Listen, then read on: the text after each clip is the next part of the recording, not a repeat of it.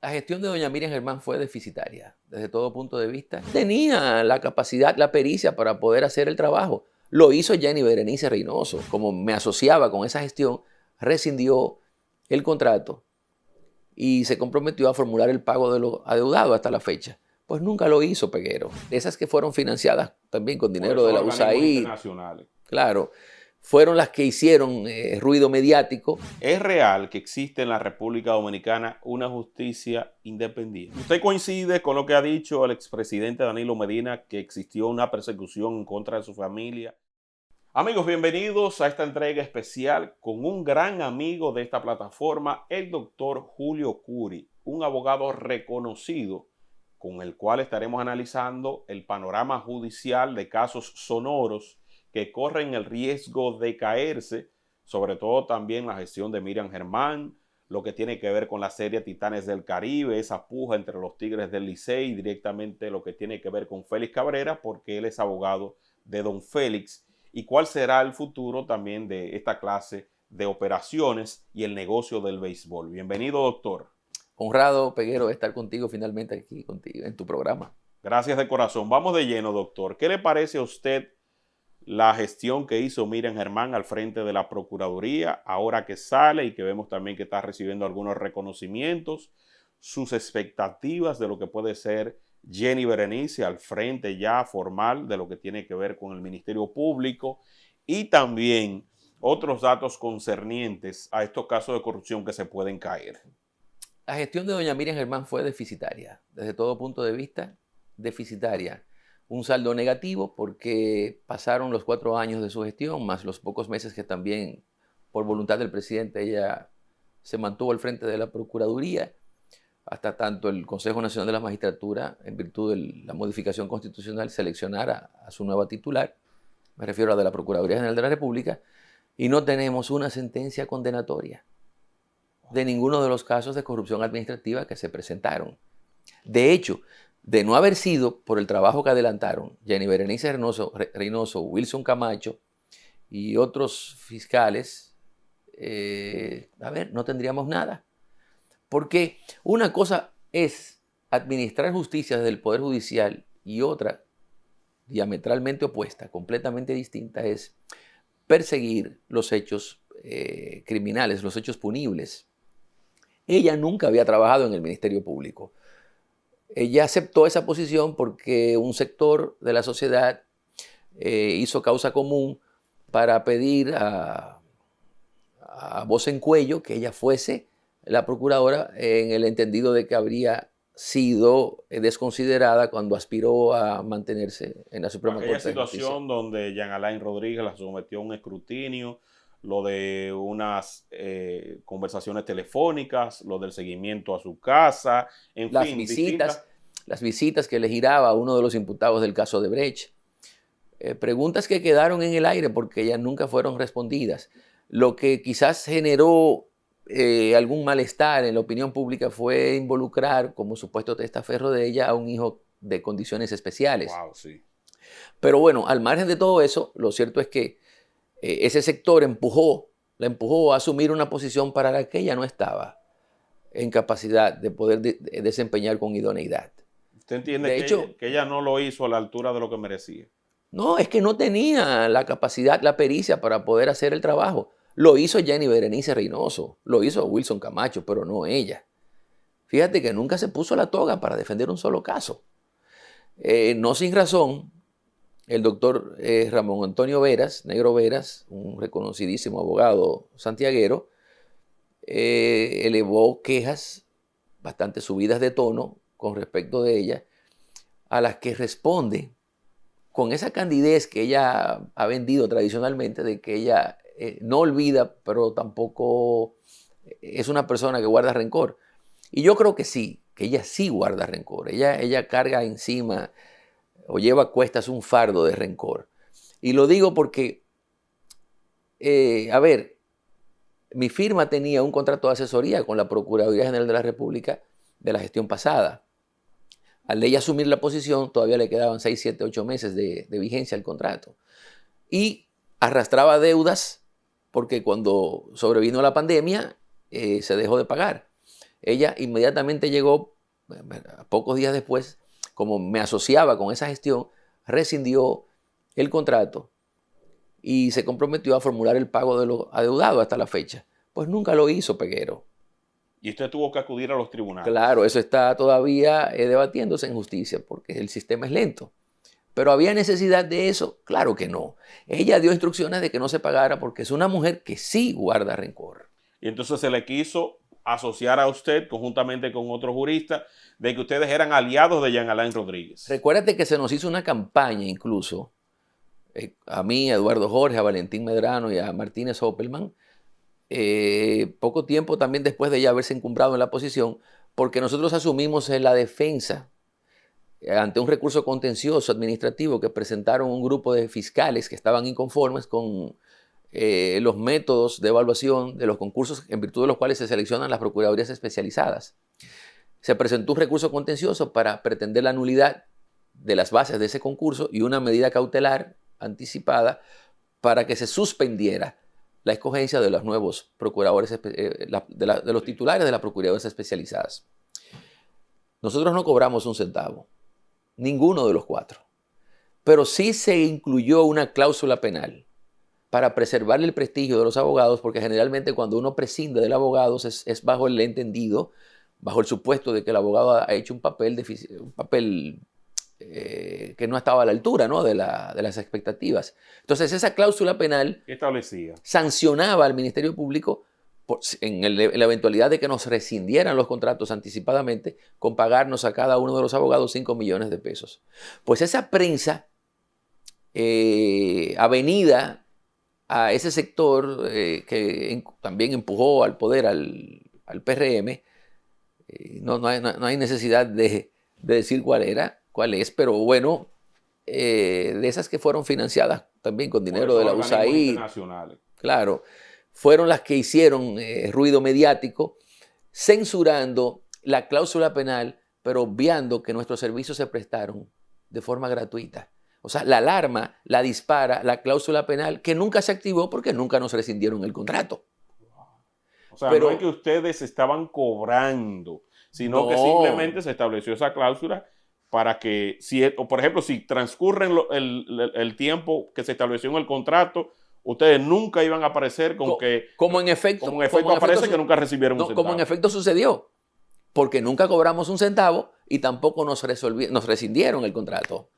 De manera que el escándalo fue deliberado, fue concebido de forma exprofeso para colocarnos un San Benito a los abogados que estuvimos defendiendo no a la Procuraduría General de la República, sino al Consejo Superior del Ministerio Público, que es el órgano superior del ente, que fue contra el que accionaron aquellos fiscales. Pero esos fiscales, por ejemplo, vemos a un eterno Milciades Guzmán, vemos a una Rosalba Ramos que sigue por allí, vemos también otros fiscales que de alguna u otra manera, algunos sectores han cuestionado el servicio que le han ofrecido al país. Sí. Y se les presentó como aliados del mismo Jean Alain Rodríguez, porque ella llegó allá producto de la gestión del mismo Jean Alain, y entendían que no debieron ser ellos los idóneos para seguir en esas posiciones, las cuales fueron ratificadas hace poco. O sea, ¿fue correcta su escogencia? ¿Fue legal su escogencia? ¿Fue la más ética, la más pulcra?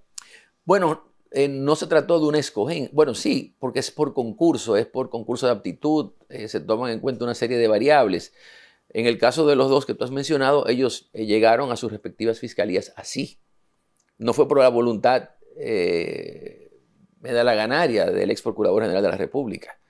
Lo que pasa es que el peso del titular del Ministerio Público incide considerablemente en las decisiones que toma el Consejo Superior, porque además de estar integrado por el Procurador General, hay un procurador adjunto que generalmente está ahí porque es por decisión del Procurador General.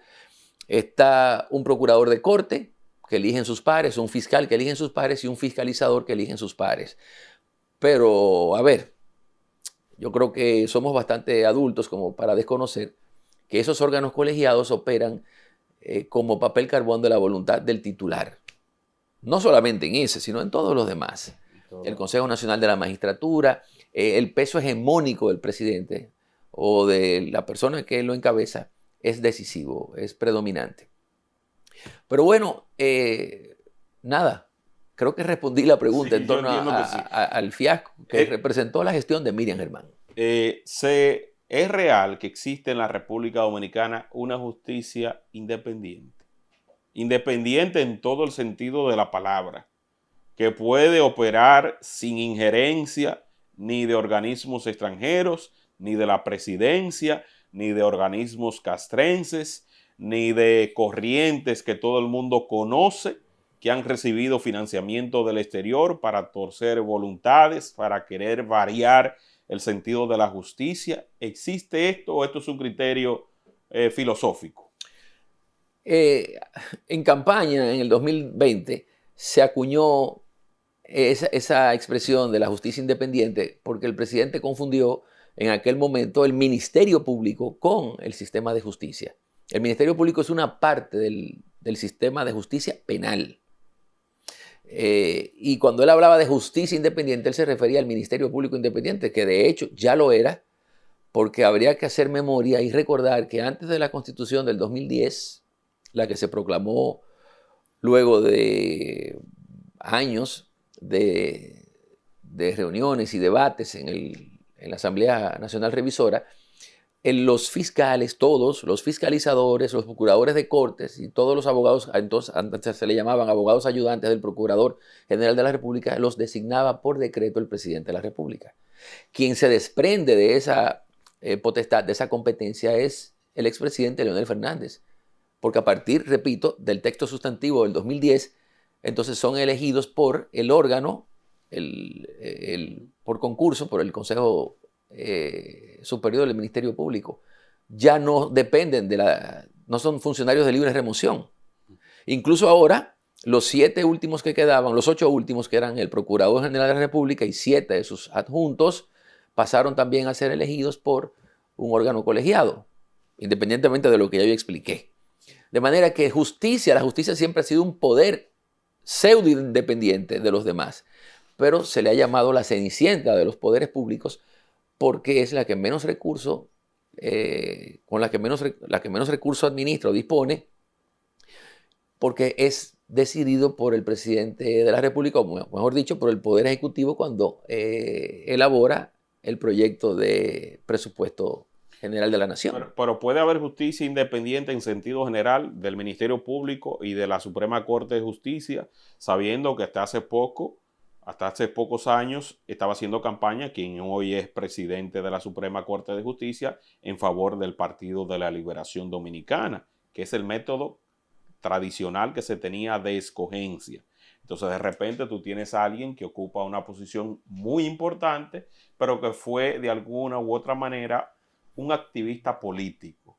Y después se tiene la decisión en el Consejo Nacional de la Magistratura de los votos de quienes pues dominan el poder, porque en esta oportunidad, aunque la voluntad de todos estaba sustentada en los miembros que en su mayoría eran del partido de gobierno. Entonces, ¿cree usted que debemos nosotros seguir hablando de justicia independiente bajo esta modalidad o debería crearse, así como existe en otros países, organismos totalmente independientes de la injerencia política para que estos sean quienes coloquen a los que deben ocupar esos puestos?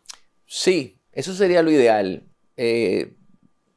Despolitizar el Consejo, la conformación, la integración del Consejo Nacional de la Magistratura, porque tiene un peso político bastante determinante.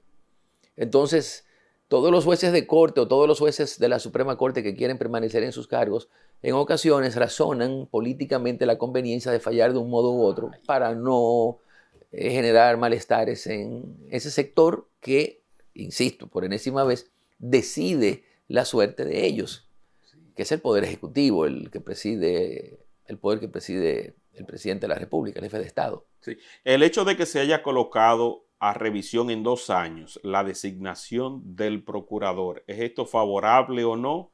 ¿Le da tranquilidad al procurador, en este caso a Jenny Berenice, o sirve como si fuera como una espada de Damocles que si no me favorece en determinadas circunstancias, dentro de 2 años se busca la manera de que llegue un nuevo procurador? ¿Y qué tan garantista puede ser, si hemos visto la referencia que usted ha mencionado al inicio de esta conversación, que en 4 años no se ha logrado lo que se prometió ni lo que se esperaba? ¿Qué tan eficiente puede ser el sistema con solamente 2 años y después reviso si tú te quedas o te vas? Eso no va a enajenarle independencia a Jenny Berenice Reynoso. Quizás a cualquier otro sí, pero no a ella, porque es una mujer verdaderamente íntegra, valiente, que acomete en ocasiones estamos en desacuerdo con ella, pero precisamente ese tema que tú tocas de soslayo, que es la voluminosa cantidad de páginas que tienen las acusaciones, tiene un destino bastante triste, bastante cierto, pero triste, y es que esos procesos van a ser todos extinguidos por la duración máxima del proceso, que son 4 años. Salvo que no surjan incidentes retardatarios que de forma temeraria o maliciosa presenten los imputados. Pero hay casos en que no, en que, por ejemplo, yo puedo hablar del caso de Donald Guerrero. Donald Guerrero fue citado por primera vez a la Procuraduría en febrero del 2021. Y ya en el febrero del 2025 se cumplieron los 4 años y ni él ni ninguno de los imputados. O sea que el caso Calamar. O sea que ese caso corre el riesgo de caerse por completo. Por lo menos en respecto de él, se extinguió. Ay, Dios. De eso no hay ninguna duda. Pero ¿cómo va a ser, doctor? O sea, el mayor caso de corrupción que se le dijo a la República Dominicana, más de 17 mil millones de pesos pagados en expropiaciones de bienes, que fueron algunos también, o sea, en esa expropiación que se daba de terreno, por ejemplo, del Aila, de otros lugares, que se dijo también que se llegó a liquidar terrenos incluso hasta en la parte marítima, de todo ese tipo de cosas. O sea, ese caso, el más sonoro, donde se vincula, por ejemplo, a un ministro de Obras Públicas, como lo es Gonzalo Castillo, como lo está José Ramón Peralta. En el caso de Donald Guerrero, corre el riesgo de caerse. Bueno, con respecto de él, insisto. Ay. Porque con los demás, yo no sé cuál será el punto de partida. Pero yo recuerdo incluso que antes de él ser citado, que es ya una medida coercitiva de la libertad, porque ese día tú no puedes disponer de tu tiempo a tus anchas, sino que tienes que dedicarle las horas que el Ministerio Público te pretende interrogar, de conformidad con el Tribunal Constitucional, porque con esto se ha columpiado mucho de cuál es el inicio del cálculo de los 4 años. Ya el Ministerio Público, el Tribunal Constitucional ha fijado reiteradamente su criterio y predomina de forma pacífica, que es desde el primer momento en que a uno se le restringe de la libertad ambulatoria. Pero antes de él ser citado, en febrero del 2021, ya se le había presentado de forma ilegal lo que sabemos, lo que conocemos como las alertas migratorias, que te impedía o le impedían a los perjudicados viajar al extranjero sin que recayera sobre ellos una sentencia, como es de rigor, una resolución del juez de atención permanente o el juez de la instrucción o de quien fuese, impidiéndote salir del país.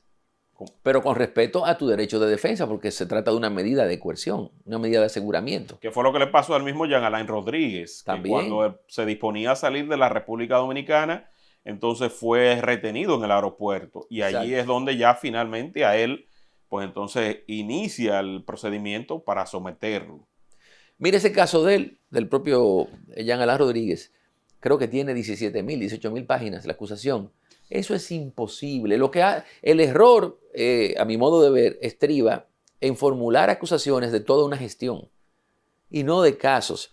Porque, por ejemplo, si se quiere hacer una acusación por la provisión de los alimentos en las cárceles o por la construcción de las cárceles de las Parras, sí. No había por qué hacer de toda la administración de los 4 años de la Procuraduría de Jean Alain un expediente. Se pudieron haber hecho 1, 2, 3, 4, los que resultasen. O sea, hacer 5 casos, cada uno de manera independiente. Claro.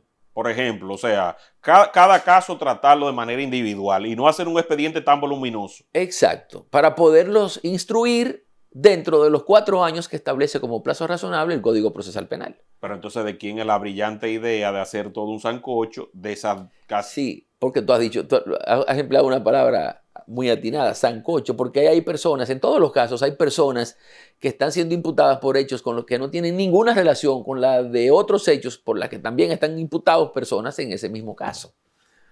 En el de él, en el de Calamar, ahí hay mansos y cimarrones. Y en el caso de Jean Alain Rodríguez, ya usted dijo que corre el riesgo de que se extinga la acción penal. Sobre todo a partir, claro, ahora incluso le acogen una recusación de los jueces que estaban conociendo el fondo de la acusación. El cuarto tribunal colegiado, me parece. Sí. Y ahora se volvió a sortear y se apoderó al segundo tribunal colegiado. Empieza de cero el proceso. Ay, Dios. Imposible, es imposible que se conozca. Ese proceso en fondo, con esa cantidad de páginas que tiene la acusación y el volumen de elementos probatorios que hay aportados, ahí puede demorar 3 años.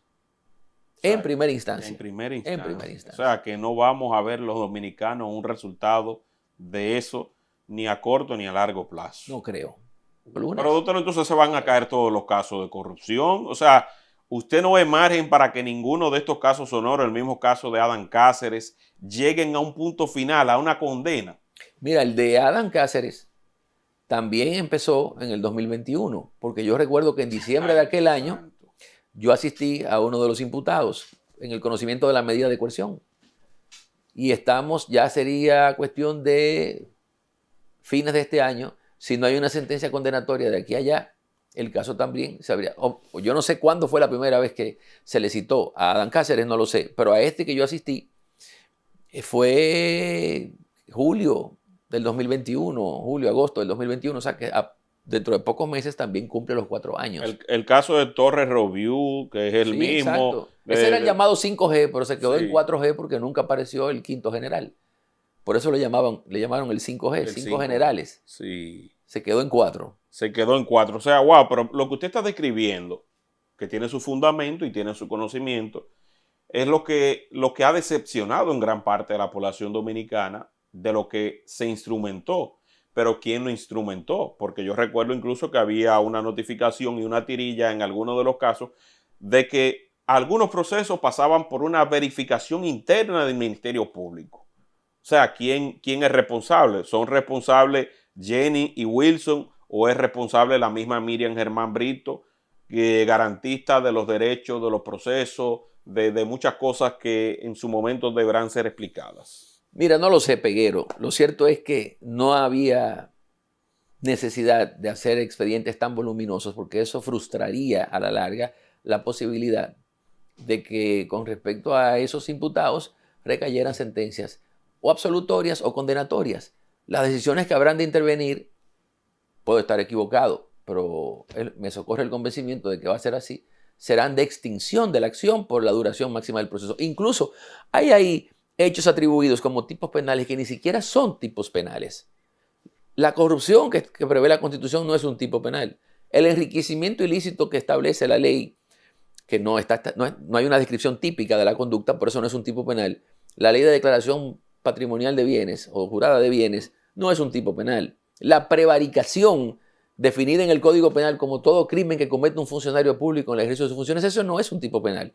Porque el tipo penal es una oración que debe tener sujeto y verbo. Aquel que le arrebate la vida a otra persona será condenado, será considerado homicida y aparejará la pena de 10 a 20 años de prisión. Eso es un tipo penal. Tiene que tener verbos rectores, los sujetos activos y pasivos. Aquel que arrebate la vida a una persona o le dé muerte a una persona, ese es el sujeto activo. El pasivo, la víctima.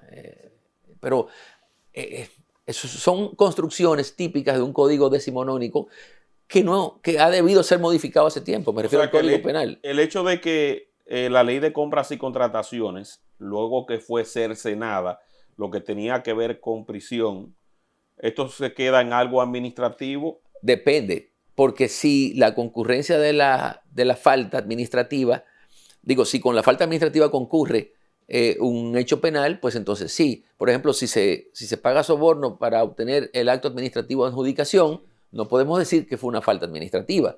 Ahí hubo corrupción, ahí hubo un hecho penal. ¿Y usted coincide con lo que ha dicho el expresidente Danilo Medina, que existió una persecución en contra de su familia y en contra suya, que no existió tal corrupción, sino que eran asuntos administrativos? No lo sé, porque yo no conozco, nunca me he aproximado al caso Antipulpo para poderte dar una opinión técnica acorde con mi convencimiento, ¿no?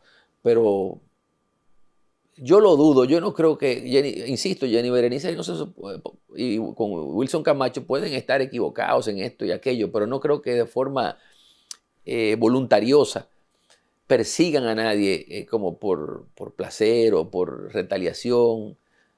Pero de todos modos es una opinión que le respeto al expresidente de la República.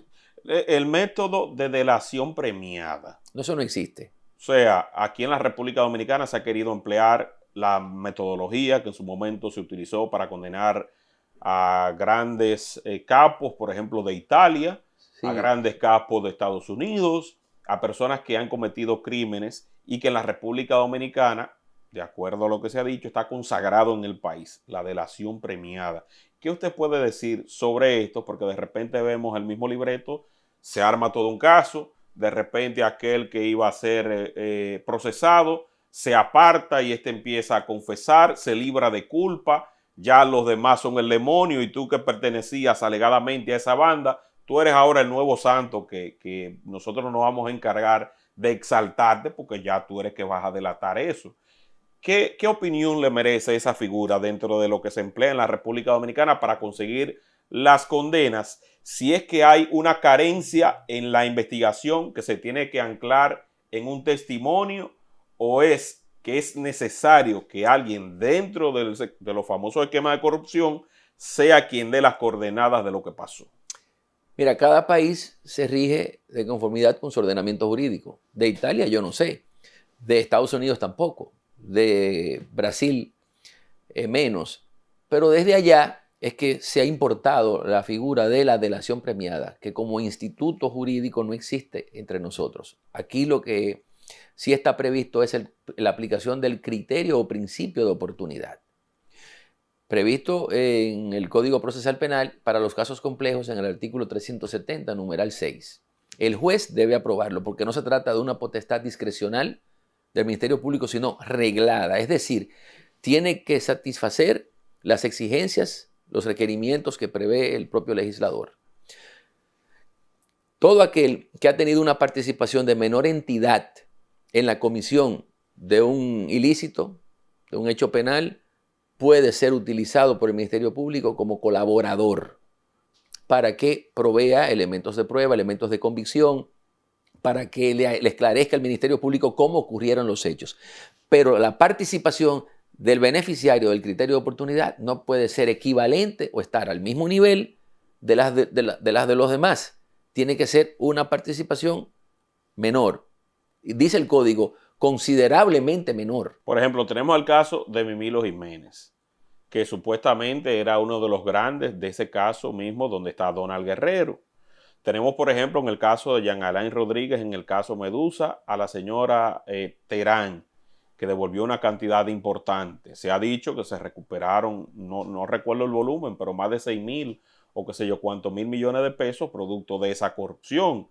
Entonces, lo que se encuentran en el mayor escalafón, y sea usted lo más honesto posible, cosa que se lo agradezco, o sea, los ricos no van porque encuentran la manera de encontrar ese subterfugio legal que les permite a ellos tener una vida tranquila sin pesar presión, aprovechando el famoso criterio de oportunidad. O sea, el rico, porque el pobre, vamos a suponer uno que se robó un salami, que diga, bueno, yo me acojo al criterio de oportunidad, y va un juez y le dice, bueno, mira, yo me robé el salami, yo tenía hambre, pero era para alimentar mi familia, dame un chance. O sea, que los ricos solamente son los que pueden aprovechar el criterio de oportunidad.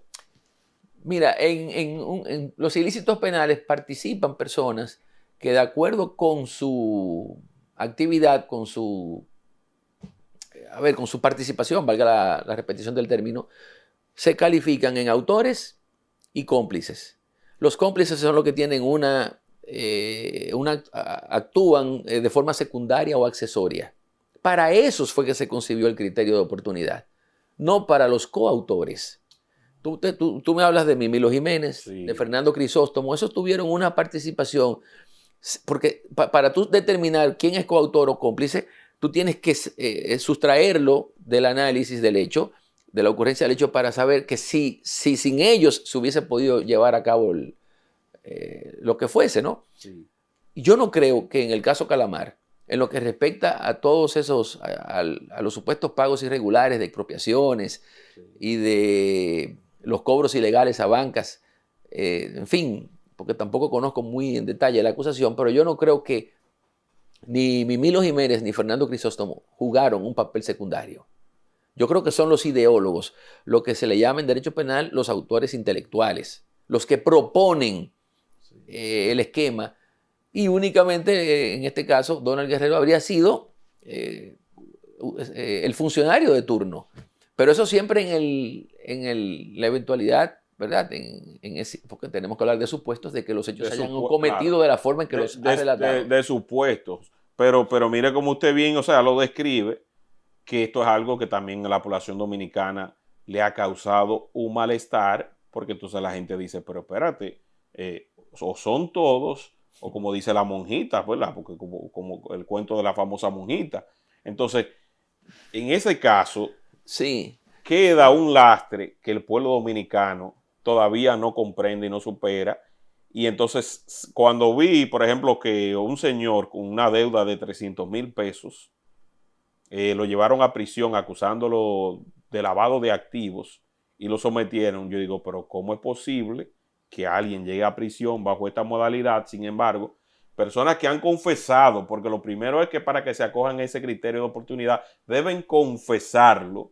Entonces lo confiesan que formaron parte de esto, van ante un juez, el juez decide si lo valida o no, pero tienen que confesar. Entonces ellos están confesando que formaron parte de eso, pero pagando una garantía económica, quedan ya fuera del proceso. Sí, aquí, por desgracia, de forma lastimera, algunos jueces se han prestado a hacer sellos pretintados de la voluntad del Ministerio Público, porque un juez que respete la legislación vigente no hubiese aprobado los acuerdos de Mimilo Jiménez, Fernando Crisóstomo y demás. Esa es la verdad. Pero hubo aquí en un momento dado, Peguero, y tienes que recordar que cuando el gobierno asciende al poder, cuando escala los resortes del poder, había un interés en medir con un rasero muy desequilibrado, muy injusto, las actuaciones del anterior gobierno, y entonces se desata esta cacería y el Ministerio Público impuso un régimen de terror. Ahí tenemos a jueces como Kenya Romero, que no hacía otra cosa que acceder a lo que el Ministerio Público le peticionaba. Allanamientos sin motivación los autorizaba. Arrestos sin que se subsumiera ninguna de las causales del código, daba las órdenes de arresto. Prisión preventiva de 18 meses las daba. Por deporte, de forma tan ligera que todavía uno no sale del asombro. Y eso ha generado, ha sembrado en el ideario de la gente, en el imaginario común, que ya ellos fueron sancionados por haber sido privados preventivamente de libertad, cuando en mi opinión, modestamente, debo decir que si acaso uno, pero no, ni me atrevería a decir nadie en particular, era merecedor de prisión preventiva como medida de coerción. De ninguna medida de coerción, porque ninguno se sustraía del proceso, ni es verdad que iba a obstaculizar la investigación. Pero en aquel fervor, donde se quería más bien que rodaran cabezas, como durante la Revolución Francesa, pues entonces ahí eso fue lo que sucedió. Había una sed de justicia motivada por la actividad que tenía que ver Marcha Verde, sí, por la actividad de participación ciudadana, sí. Por otros organismos también que entendían que aquí en el país y que entienden, pues entonces ha reinado un clima de impunidad. Y por eso fue que se ejerció esa presión y esa presión dio como resultado todo lo que vimos. ¿Por qué, por ejemplo, aquí en la República Dominicana no se emplea más como lo hace Estados Unidos? Que, por ejemplo, usted, independientemente de lo que luego se determina en un juicio de fondo, usted paga una fianza. ¿Cuánto es? Bueno, aquí yo vengo, pago mi fianza y en libertad se conoce mi caso y yo pagué la fianza por tales motivos. Porque vemos casos importantes y como aquí se toma como referencia lo que se hace en Estados Unidos, ¿por qué aquí esa figura no se emplea tanto? Porque debemos suprimir la discrecionalidad que tienen los jueces actualmente de imponer medidas de coerción. Hay que reglarlas, porque actualmente están concebidas de forma abierta como principios. Las normas se dividen en normas principios y normas reglas. Las reglas son las que tienen un supuesto de hecho y una consecuencia atribuida en la misma norma. Y el principio es una disposición abstracta, abierta, que se presta a la interpretación y se aplica en la medida de lo que fácticamente es posible. Actualmente los jueces, los juzgadores, todos tienen un margen amplísimo para poder imponer medidas de coerción. Pero si se reglaran de forma tal que se leyera, a nadie se le podrá imponer prisión preventiva consistente en medidas de coerción consistentes en prisión preventiva si demuestra que tiene propiedades, familia en el país. Ya, con el hecho de yo probar que tengo una propiedad, no se me va a imponer no se me va a imponer prisión preventiva. Usted le retienen su pasaporte, le colocan impedimento de salida, le pueden colocar un grillete, le pueden colocar lo que sea necesario para hacerlo. Peguero, pero a lo mejor eso está cambiando. ¿Qué medida de coerción tuvieron Bob Menéndez, Donald Trump, cuando conocieron sus respectivos procesos? Ninguna. Ninguna. Es que eso fue populismo judicial, lo que le llaman continentalmente el lawfare. El lawfare. Sobre lo que tiene que ver en su representación de Félix Cabrera, lo que se dio con la serie Titanes del Caribe. ¿Por qué este negocio se dio de manera tan turbia? ¿Por qué hubo tantos elementos cada vez que se iba a la ciudad de Nueva York? Todo eso que se generaba, que si cumplían, que si no cumplían, que si me dijeron que iban a llevarme a un hotel, pero después no, que después se le decía, por ejemplo, que era una cantidad y después no. ¿Qué elementos incidieron para que esto no fuera tan exitoso como se esperaba? Y vimos el último resultado de lo que aconteció en Puerto Rico, donde se tenía que llevar un avión, que no se lo llevaron en un avión, pero después que no estaban garantizados los alojamientos. En realidad, don Félix Cabrera incumplió, aunque usted lo defienda, incumplió en algo, faltó colocar alguna cláusula al contrato, una aclaratoria. ¿Qué pasó con eso? Pero primero que nada, yo no creo que haya sido turbio esto, sino accidentado. No turbio, porque tú hablabas de turbiedad. Yo creo que aquí hubo la suma de una serie de factores que no se previeron, que no se contemplaron, que imposibilitaron la realización de los eventos en la forma en que se estipuló en el contrato que se suscribió.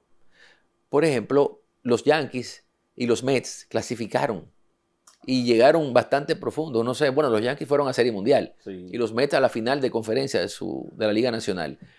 Y entonces, lo cual extendió que no se pudiera usar ninguno de los dos estadios de manera oportuna. Dificultó sobre todo el de los Yankee Stadium, el del Yankee Stadium. Entonces, el dominicano, que era el que es el que generalmente asiste a esos eventos de Licey Águilas, de la serie del Titanes, estaba más interesado en ver la participación de los equipos de su ciudad en series de campeonato y en la Serie Mundial. Y la venta de las boletas se cayó, fue bastante floja. Y entonces ya cuando finalmente los Mets salen de juego, los Yankees deciden no arrendar su estadio porque tenían la Serie Mundial y entonces se trató de montar los 3 juegos de nuevo en el Citi Field porque solamente se iba a celebrar uno ahí.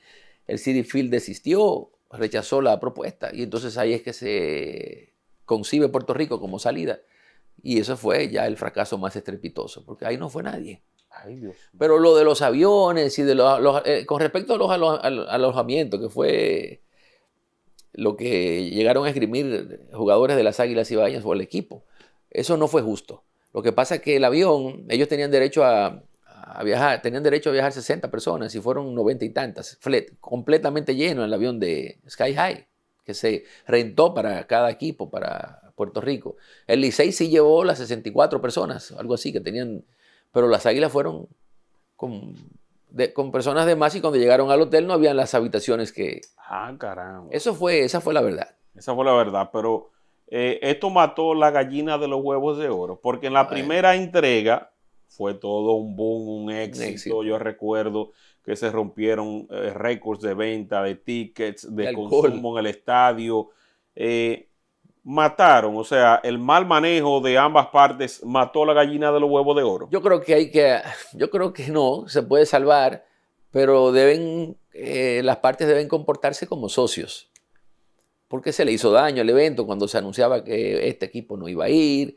Se le hizo daño al evento. A pesar de todo, los dominicanos en Nueva York fueron al juego del Citi Field. Fue mucha gente.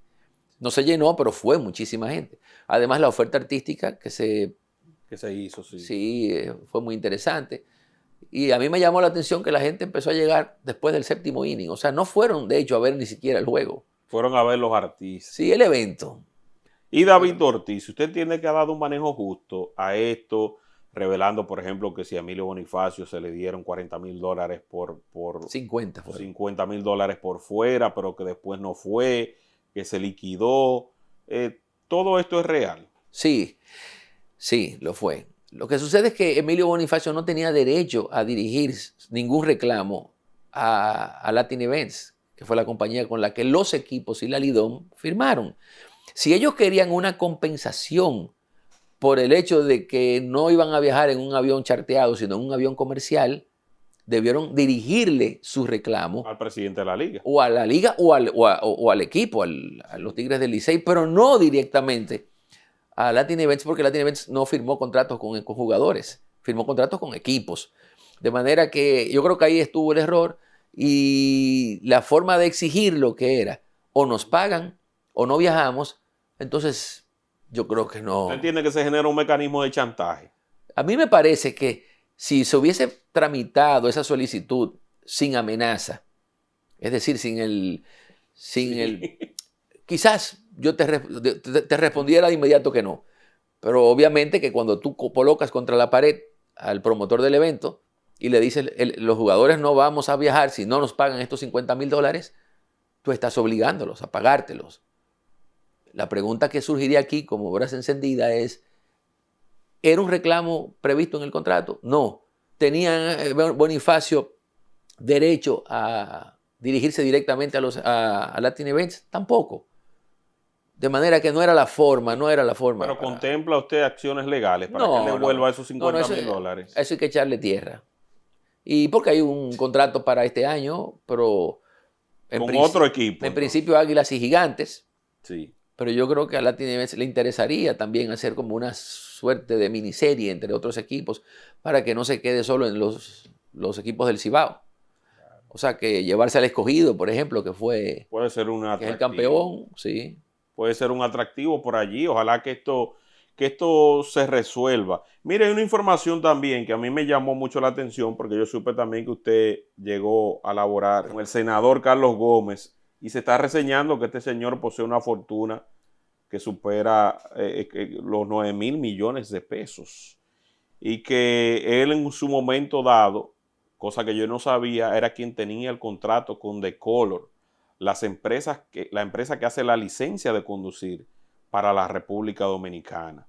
Y que hoy día entonces es una empresa que tiene Jochi Gómez, como se ha debatido también. ¿Qué usted nos puede decir en lo concerniente a eso? Mira, primero que nada, la fortuna de Carlos Gómez está al abrigo de cualquier sospecha.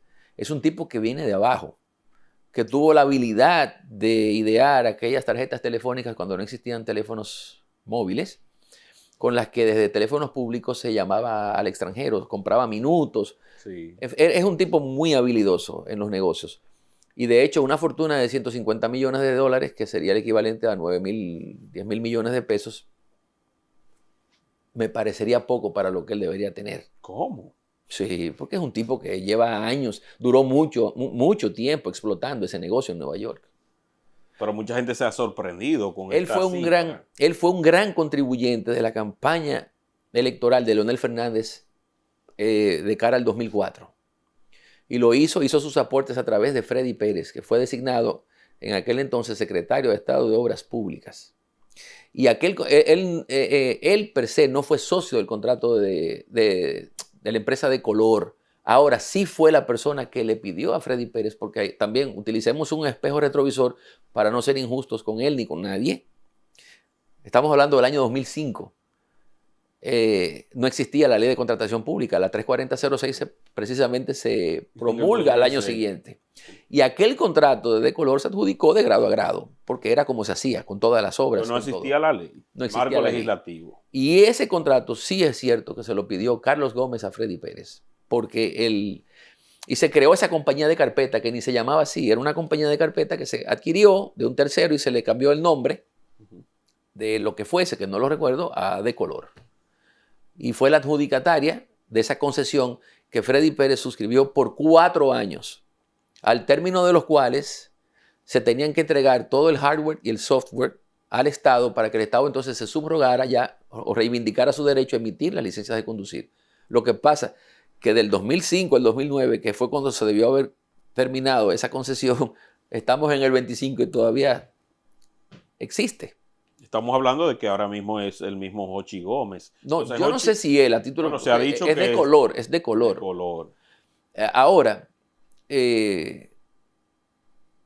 luego cuando Víctor Díaz llega al poder, al Ministerio de Obras Públicas, se produce entonces una persecución selectiva en contra de esta persona que tú estás entrevistando. Sí. ¿Por qué? Porque cuando la concesión se adjudica, Carlos Gómez no tenía ninguna participación accionaria. Pero previendo que Freddy Pérez no estaría ahí, como en efecto no lo estuvo por siempre, entonces él quiso ser receptario de una parte de las acciones que le preservaran su derecho, porque a decir verdad, repito, ese fue una concesión, un favor, digamos, que se le hizo a Carlos Gómez por los aportes que le hizo a la campaña del 2004 de Leonel Fernández. Entonces se constituyó una compañía, Peguero, sí. En aquellos años eran con 7 socios, era de 7 socios, ¿no?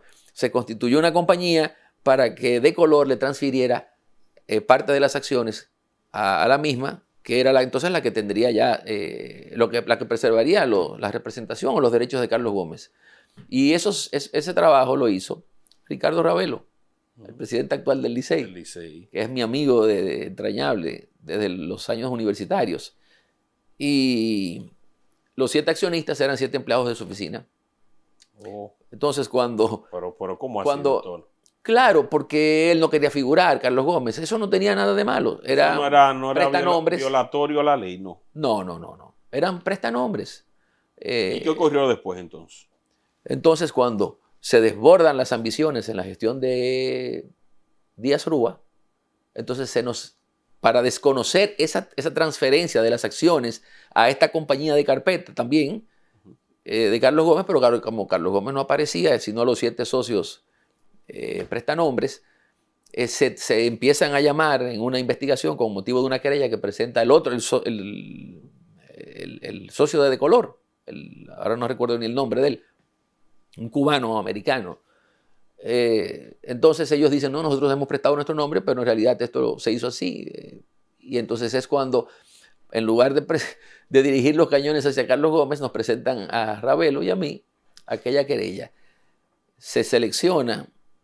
El fiscal de entonces era Alejandro Moscoso Segarra, sí, designado por decreto del Poder Ejecutivo. Detrás de todo esto estuvo Abel Rodríguez del Orbe, hoy ya muy enfermo de Alzheimer. Sí. Sabrá Dios, porque Dios es justo. Y mi papá, que fue muy amigo de él, precisamente murió despreciándolo. Por eso. Por lo que él se prestó a hacer. En contra mía y en contra de Ricardo Ravelo. Pero bueno, se agenciaron los favores del fiscal de turno.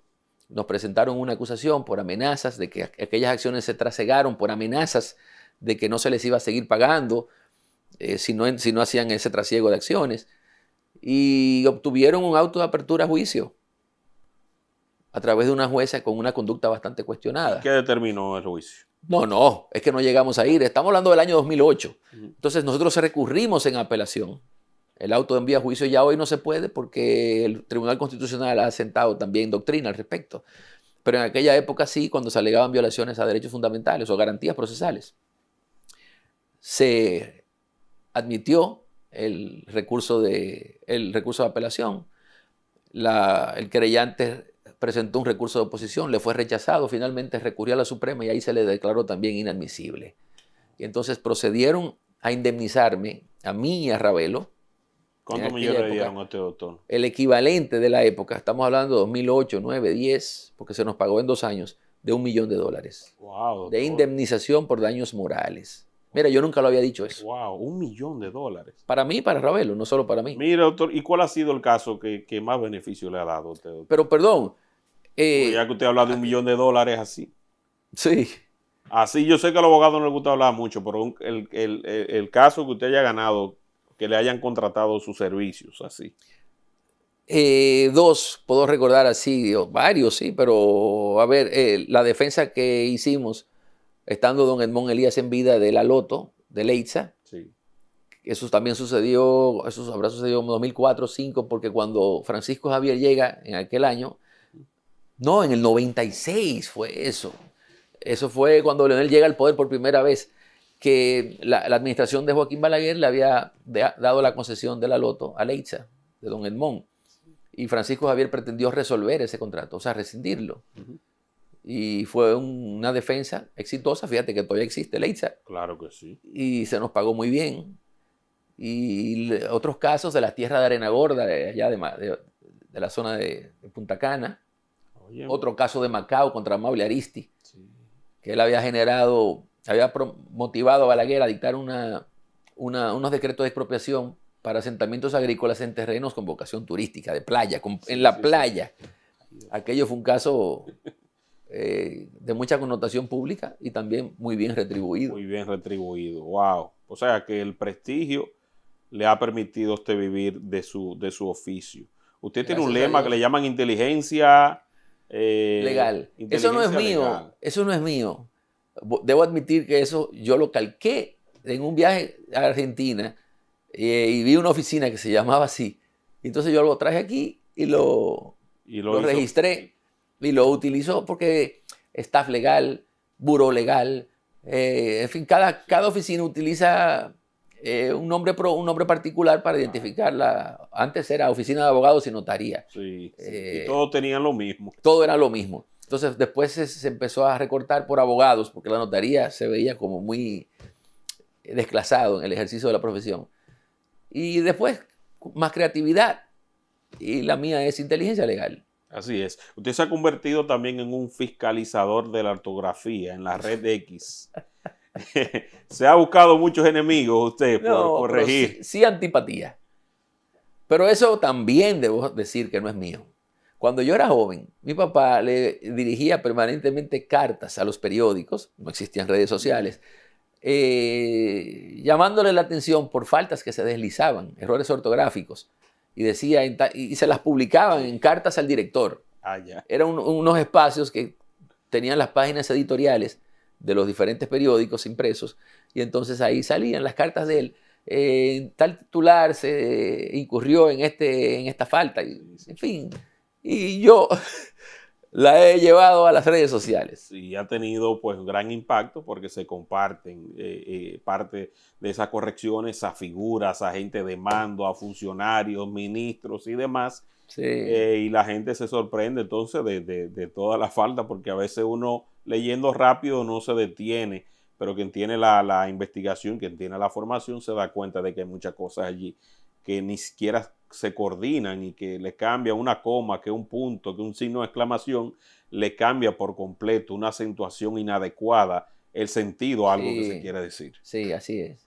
Así es que, bueno, doctor, quiero agradecerle su tiempo, sobre todo por esta conversación tan dinámica que hemos sostenido. A ti, muy agradecido. Espero que se repita muy pronto. Cuando quieras. Sobre todo para casos importantes de eso que se necesita profundizar sobre aspectos legales. ¿Cómo no? Siempre a la orden. Bueno, compartan este contenido para que llegue a mucho más personas y nos vemos en una próxima entrega. Bye, bye.